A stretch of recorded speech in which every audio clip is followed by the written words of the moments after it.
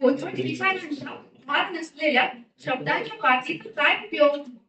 शब्दाने जग जिंकता येते, शब्दाने वारही करता येतो. कवितेच्या शब्दांची इमान राखताना शब्दांनी परके परके गुंजावणी कवितेची. मला प्रश्न पडत राहतो वारंवार, माझ्या आतल्या संवेदनशीलतेची प्रामाणिक राहते.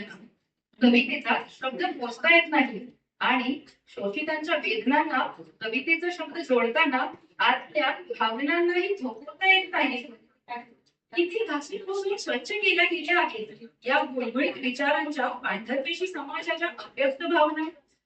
पण माझ्या शब्दांचा शाईचा टिपूसही जोडायचा नाही आहे अशा ओल्या होत गेलेल्या भावनांच्या जगाशी. माझ्या कवितेचा शाईचा प्रत्येक थेंब उतरवायचा आहे कागदावर जगणं अंधुक होत गेलेल्या माणसांसाठी. शाईचा रंग निळा असो की मग काळा, माझ्या कवितेचा रक्तवर्णी शाईचा रंग मात्र सदैव लालच असणार.